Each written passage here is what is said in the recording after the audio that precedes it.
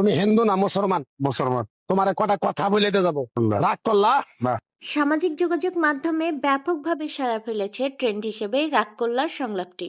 ফেসবুকের বিভিন্ন পোস্টের কমেন্ট বক্সে এবং মেইন পেজে হাস্যরস ছড়াতে এই সংলাপটি ব্যবহার করছে নেটিজেনরা।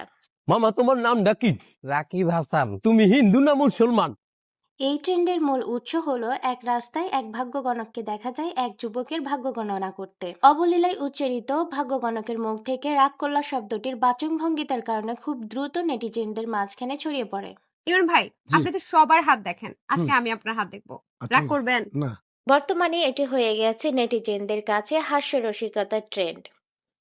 আপা তোমার নামটা কি? বলো বিসমিল্লাহ। বিসমিল্লাহ। বলো আলহামদুলিল্লাহ। আলহামদুলিল্লাহ। রাগ করলা? ভাইরাল হওয়ার রেসে এইবার যোগ দিয়েছে রাগ করলা ট্রেন্ডটি। বাজান কি রাগ করলা? না। নিমিষের মধ্যেই ভাইরাল হয়ে যাচ্ছে রাগ করলা শব্দটি ব্যবহার করার প্রত্যেকটি ভিডিও।